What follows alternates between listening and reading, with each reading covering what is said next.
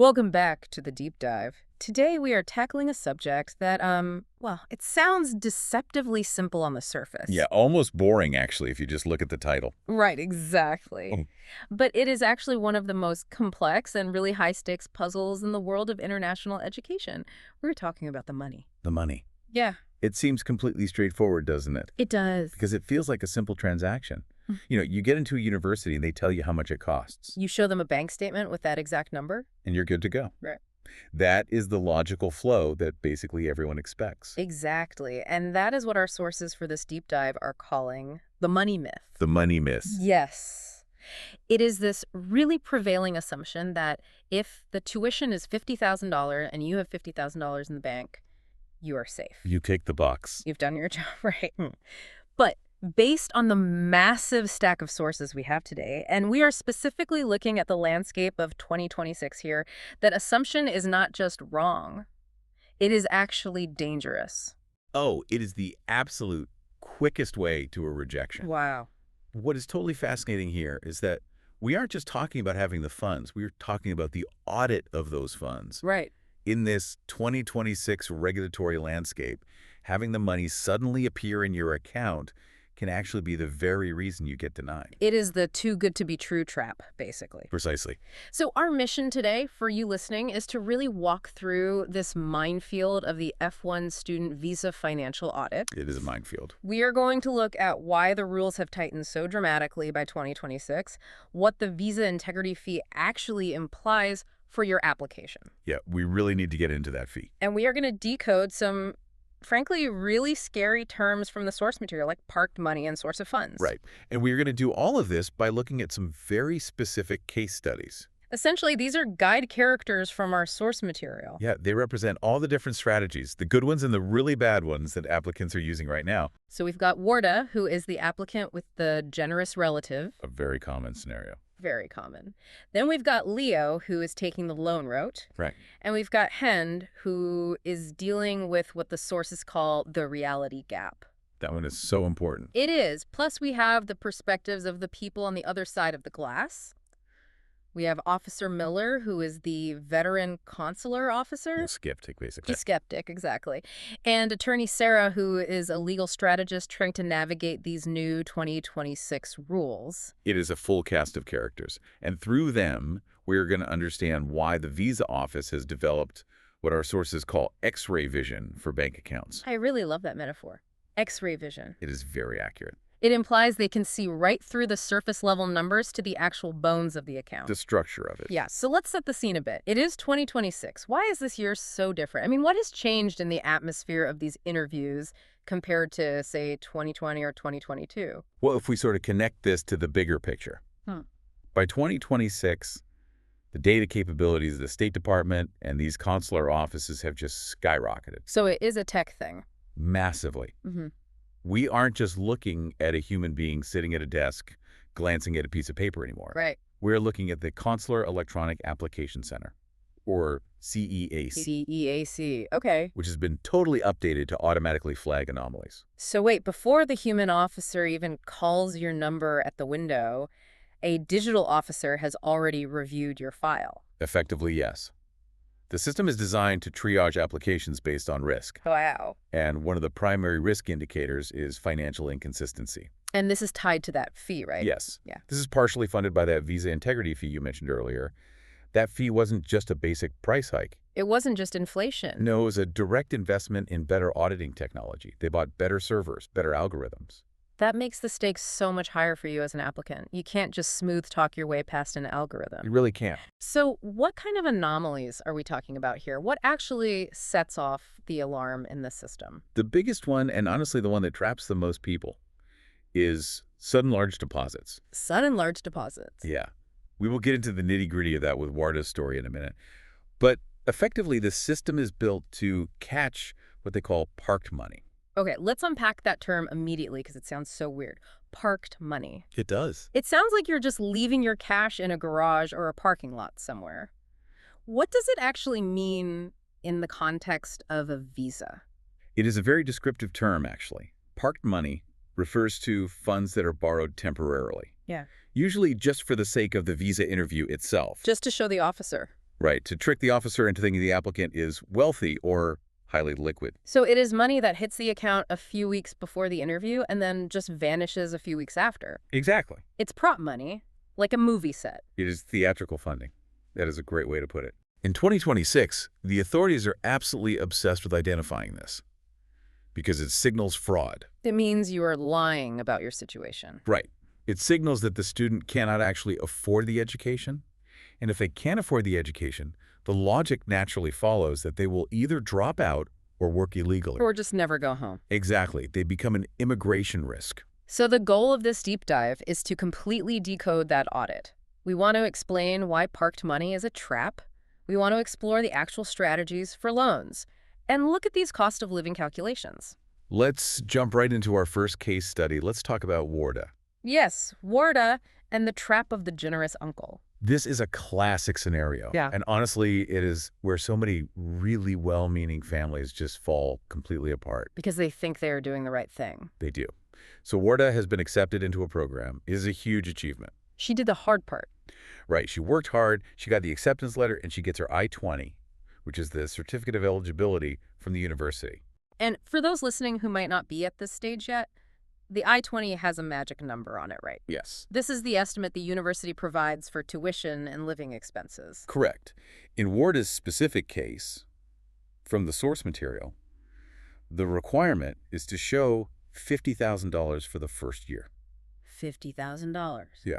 Now, let's just pause and think about the reality of that number for a second. It is a ton of cash. Warda's family doesn't have $50,000 sitting in a liquid savings account day to day.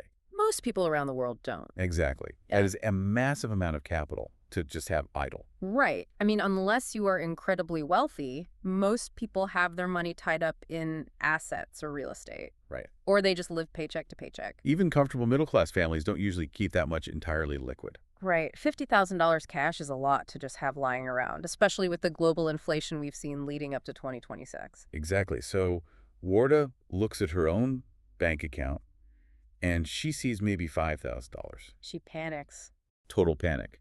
The solution seems incredibly obvious to the family, though. She has an Uncle Bill. Good old Uncle Bill. Uncle Bill lives in Chicago. He has done well for himself. He really wants to help his niece get her education. That is genuinely nice of him. It is. So just 2 weeks before Warda's interview, Uncle Bill transfers the full $50,000 into Warda's personal bank account. Okay, so on paper, this looks absolutely perfect. Warda goes to the bank the very next day. She prints out a statement, and the balance at the bottom says $50,000. It matches the I-20 requirement exactly down to the dollar. She thinks she is set. I mean, she probably feels a huge sense of relief holding that piece of paper. Oh, she definitely thinks she has crossed the finish line. She has the document, the numbers match. Logic dictates she should be approved. But Attorney Sarah, our legal guide in this source material, points out that in the 2026 landscape, Warda has just walked into a buzzsaw. Buzzsaw. Yes, that is a very visceral image, a buzzsaw. It is. Because a $50,000 lump sum appearing just 2 weeks prior to an interview is defined by the system as a giant red flag. But why? I mean, playing devil's advocate here, isn't it good that she has the money now? Well, Does it matter when it arrived if it's sitting right there in her account? Money is money? to a layman, yes, money is money. Yeah. But to a forensic auditor or a consular officer, absolutely not. It matters immensely. It's just about the timing. It is all about the timing. That updated CEAC system we mentioned earlier, it sees that deposit date immediately. So let's say the deposit was February 10th, and her interview is February 24th. The system flags that right away as a sudden large deposit, an SLD. SLD. Got it. The logic of the algorithm is simple. If you actually had this money, why wasn't it there a month ago? Right. Why wasn't it there 6 months ago? Why did it magically appear only when you needed to print a piece of paper for the embassy? So the computer is already suspicious before she even walks up to the window. Way before. The officer basically sees a blinking light on the screen, metaphorically, or maybe literally before they even look at Warda's face. Precisely. And this leads us to the concept of the liquidity versus stability test. Okay, let's break that down. So Officer Miller, the veteran officer, in our scenario, he isn't just looking at the bottom line number. He doesn't just care about the 50,000. No, he is looking at the history. Yeah. He sees the balance matches, sure, but he sees that February 10th date. And the inevitable question is going to be, Where'd this come from? and Warda, being an honest person, says it is a gift from my Uncle Bill. Right. Because she thinks transparency about the source is enough. She is telling the absolute truth. And that is exactly where the interrogation begins. Oh, boy. Because it is not enough to simply say it is a gift. Not anymore. In 2026, the burden of proof is absolutely massive. So what does Officer Miller actually want to see then? He needs to know where that money lived for the 6 months before it hit her account. Where it lived? He needs to basically trace the entire lineage of the funds. He wants the genealogy of the cash. Exactly. He is asking, okay, so it is in your account right now. Before that, it was in Bill's account. Where was it before that? Did Bill just get a loan to give to you? Did Bill sell a house? Did someone else give it to Bill? If Warda says it's from Uncle Bill, she now needs to produce Uncle Bill's bank statements for the last 3 years. Whoa, hold on a second. 3 years of bank statements from the uncle? Yes.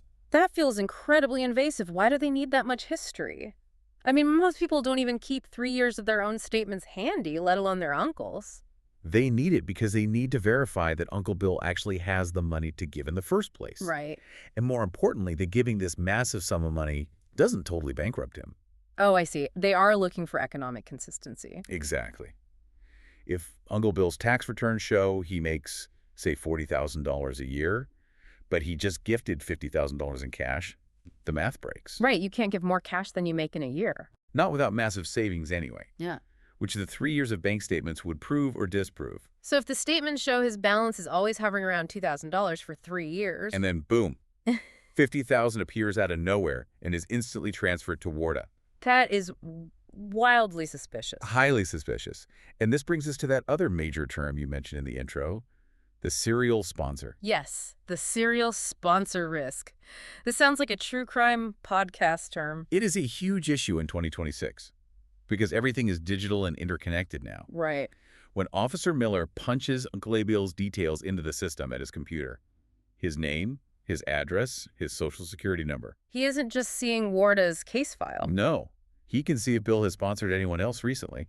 The system aggregates data across all U.S. embassies and consulates globally. Oh, wow. So if Uncle Bill has sponsored 5 other nieces or nephews in the last 2 years? You see the problem? Yeah.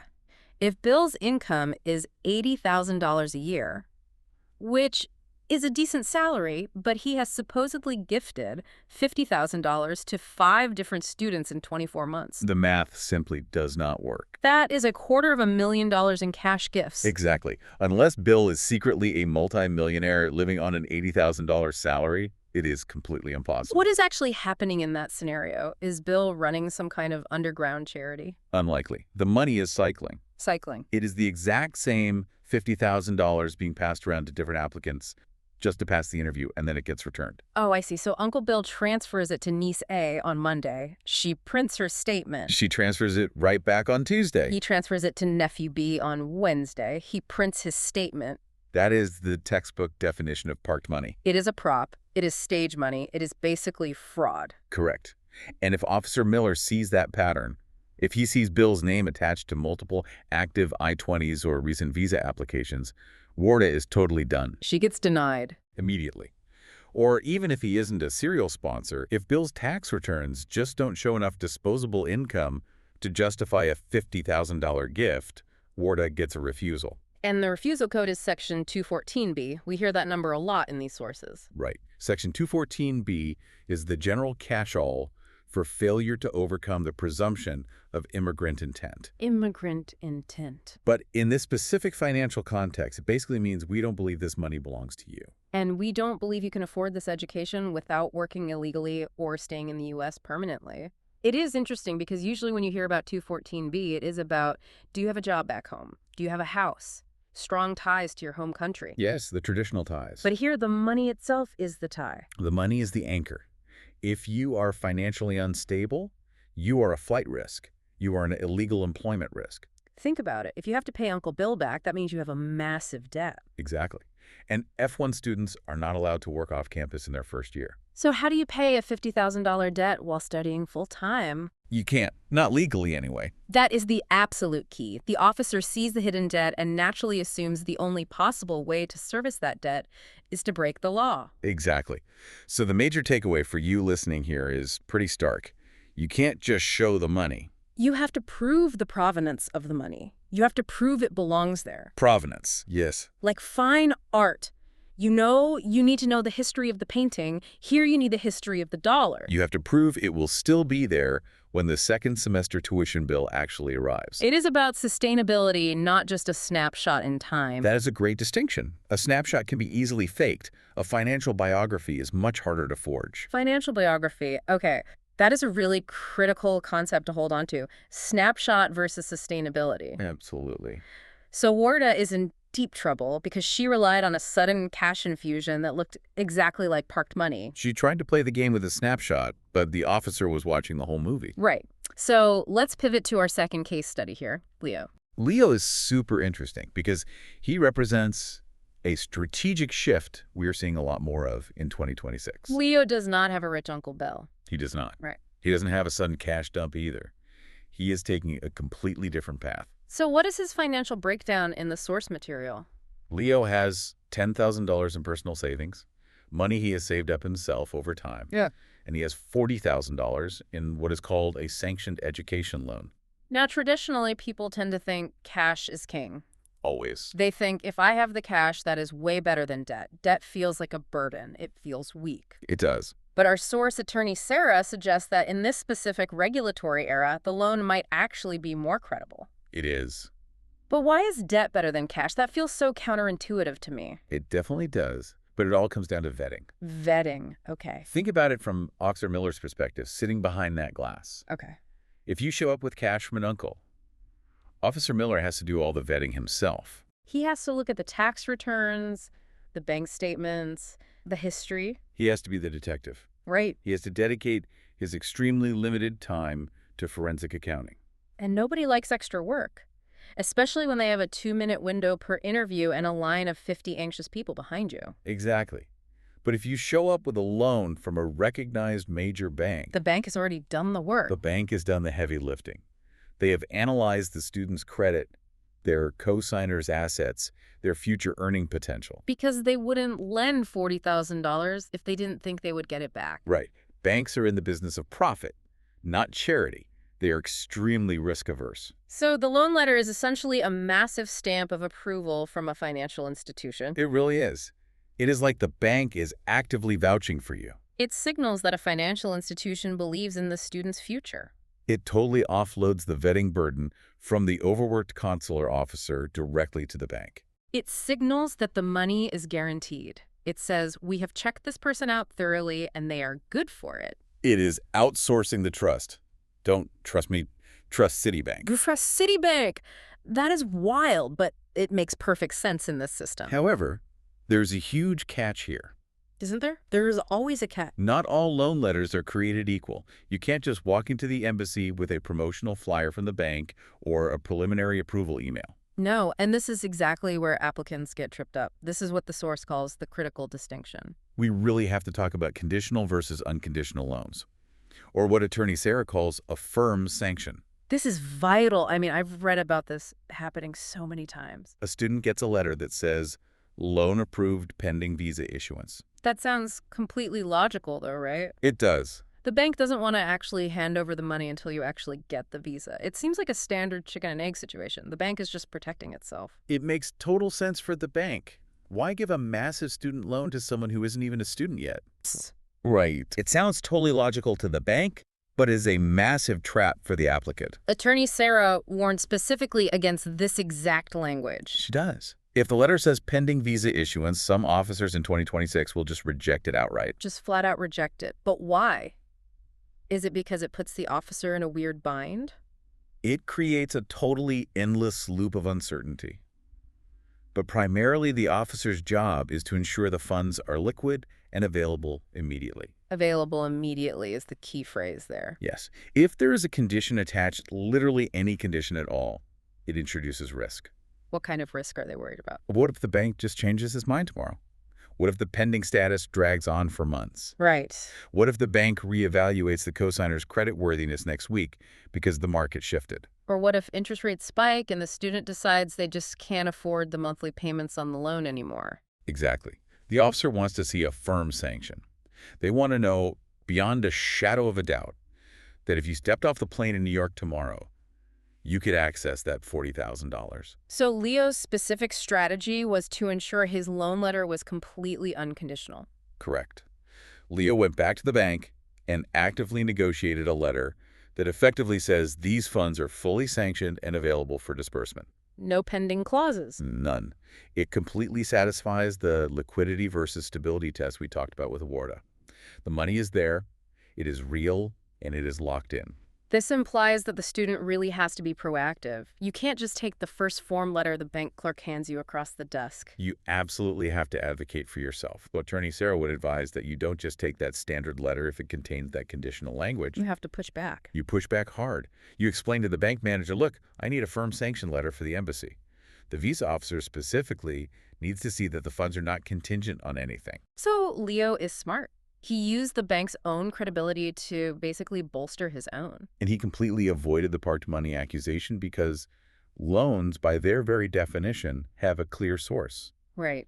The source is the bank. It is inherently transparent. There is no mystery uncle from Chicago. Yeah. There is no sudden deposit from an unknown offshore account. It is clean. And clean is what gets you the visa. Done clean is always good. Okay, so we have covered the generous uncle trap and the sanctioned loan strategy. Now I want to move to our third character, Hend. Yeah. Because this touches on something that I think a lot of people just overlook entirely. This is the reality gap.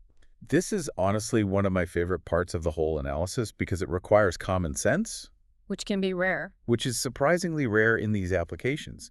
It forces the applicant to think less like a stressed-out student and more like an economist. So Hend is applying for a school in New York City, a dream for so many people. NYU, Columbia, maybe Fordham. She is going to the Big Apple. But tell us about the actual numbers printed on her I-20 form. Her university I-20 estimates her living expenses at $18,000 for the entire year. $18,000 in New York City for a whole year. Anyone who has ever set foot in New York, especially in 2026, knows that is completely laughable. I mean, let's do the math on that right now. That is exactly $1,500 a month. In Manhattan, or even deep in Brooklyn in 2026. That barely covers rent for a literal closet in a shared apartment, let alone food transport, books, health insurance. Monthly MetroCard alone is a huge chunk of that. A single slice of pizza is probably $10 by now. Exactly. And this disconnect is the reality gap. But why would the university put such a low number? Universities often put the lowest possible estimate on the I-20 for a few reasons. They do this to make the school look affordable to attract more international students. It's marketing, basically. Or they're just trying to meet minimum government guidelines, which frankly haven't been updated to reflect real inflation in years. They are calculating the bare minimum. Perhaps shared housing with 3 other people cooking every single meal at home, 0 entertainment, 0 emergency travel back home. But Attorney Sarah points out that Officer Miller doesn't live in that fantasy world. He lives in the real world. Right. Officer Miller knows what things actually cost. He reads the news. He buys groceries. He might have even lived in New York. He knows for a fact that $18,000 is poverty wages in that city. So what exactly goes through Officer Miller's mind when he sees Hen presenting a bank statement that has exactly $18,000 for living expenses? Well, she technically meets the requirement on the form. She does. It matches. But he does a survival calculus in his head. Survival calculus. He looks at that number and thinks, okay, your rent's going to be $2,000 a month at least. You only have $1,500 total. How do you plan to eat? How do you plan to pay your phone bill? How do you buy winter clothes? And where does his mind automatically go when the math doesn't add up? Does he just think, oh, she will be hungry? No, he thinks she will be resourceful. Resource. But in the eyes of immigration law, resourceful very often means illegal. Ah. That is the core suspicion. If an applicant is severely underfunded, even if they technically meet the university's printed requirement, the officer assumes they will be forced to violate their visa rules. By working. By working in a restaurant kitchen for cash under the table, or driving a delivery bike at night just to survive. So showing the exact minimum is actually a huge risk factor. It is completely paradoxical. It is. You meet the printed requirement, but you fail the logic test. It is a massive risk factor. If Han looks confused when asked about her budget, or she just says, oh, I will budget carefully, It is not going to be convincing. He obviously knows the economics just don't work. Careful budgeting doesn't lower the price of a gallon of milk or a subway ticket. It doesn't magically make rent 50% cheaper. It is a really subtle point, but a crucial one. You can meet the strict legal requirement on the piece of paper, but totally fail the credibility requirement in the actual interview. Precisely. The I-20 is just a baseline. It is the floor. It is not the ceiling. The interview is a holistic assessment. Officer Miller isn't a robot just checking boxes off a list. He is an adjudicator, actively assessing risk. And a student who literally cannot afford lunch is a very high risk. They are a risk of dropping out, a risk of working illegally, and a risk of becoming a public charge. So what is the actual strategy here then? Marcos, the advisor character in our source material, he suggests something called the buffer. The buffer is absolutely essential. It is the critical difference between the minimum amount and the safe amount. Okay. If the I-20 says $50,000 total, showing exactly $50,000 is incredibly risky. Because it leaves zero margin for error. It is zero. It implies you are living on the absolute razor's edge. One flat tire, one unexpected medical emergency, one sudden rent hike, and you are completely insolvent. Right. And you are just one bad day away from needing to work illegally to cover it. So the recommendation is to show a healthy buffer? If the requirement is $50,000, show $65,000. Show $70,000. Show that you have a cushion. Exactly. But what does that extra $15,000 or $20,000 actually signal to the officer on a psychological level? It signals comfort. Comfort. It signals that if rent goes up or if there is a family emergency, the student has a safety net to fall back on. They won't be desperate. And if they aren't desperate, they're far less likely to break the law and work illegally. It actively makes the officer comfortable approving the visa. It significantly lowers his anxiety about your specific case. It is really psychological, isn't it? It is about reassuring the officer that you won't become a problem for the U.S. system. Exactly. It is preventing the tough question before it is even asked. You are bridging the reality gap with your own verifiable funds. You are basically saying to him, I know what this city costs and I am fully prepared for it. And I imagine this applies even more now in 2026 with inflation and the global cost of living being what it is. Absolutely. The reality gap has only widened in recent years. A really savvy applicant actively acknowledges that in the interview. They might even say it out loud. They might say, look, officer, I know New York is incredibly expensive, which is why I have secured extra funding well beyond the basic I-20 requirement. That shows incredible maturity. That shows real planning. That shows you aren't just a naive kid with a dream, but a responsible adult with a solid plan. I love that framing. An adult with a plan. Yeah. So we have looked deeply at these three specific scenarios. Orta failed because of opacity, hidden sources, and those sudden large deposits. Leo succeeded because of third-party vetting, the firm-sanctioned bank loan. And Hen can succeed by acknowledging economic reality and providing that buffer. If we pull back a bit and look at the synthesis of all this material, the core philosophy of the 2026 audit becomes very clear, doesn't it? It does. It is not just about, do you have the money? It is about financial transparency. Transparency really seems to be the key word of the decade here. But here it means something very specific and actionable. Right. The mandate from the consulate is simple. Don't hide the source. Don't park money. Be prepared to explain every single large transaction. Exactly. The officer should never have to guess.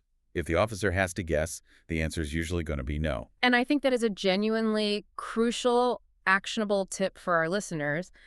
Go through your bank statements meticulously before the interview. Look at them with your own X-ray vision. Right. Pretend you are Officer Miller.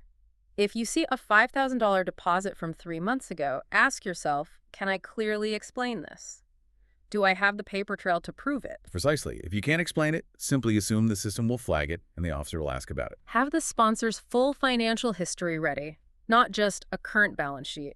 We are moving away from simple proof of funds to a full proof of financial biography. Financial biography. There's a great way to put it. You are telling a story with your money, and that story needs to be completely consistent and believable. And it needs to be heavily documented. The old days of the Trust Me system are totally gone. Long gone. The 2026 Visa Integrity Fee essentially pays for the advanced technology to verify that you aren't lying to them. So just don't lie. And don't try to hack the system with parked funds. The system is smarter than you are. This has been such a massive eye-opener. I think for a really long time, students naturally thought the university acceptance letter was the hard part. They thought the visa was just a minor administrative formality. And in 2026, the visa is actually the final boss. It is the ultimate gatekeeper. It really is.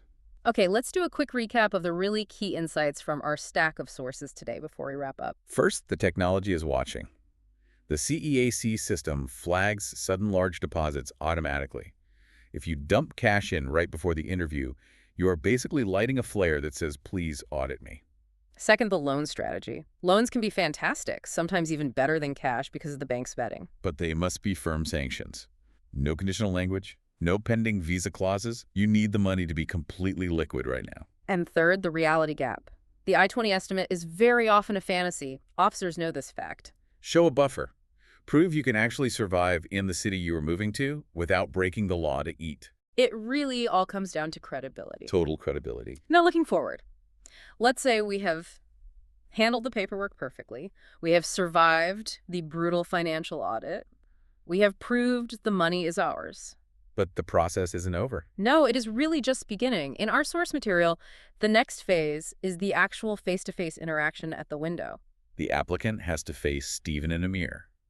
Those are the specific characters referenced in the next section of the guide. So we are officially teasing our next deep dive here. We are going to talk about the 2-minute interview. The ultimate pressure cooker. Yeah. We will be discussing body language, eye contact, and why memorizing your answers is actually the absolute fastest way to get a rejection.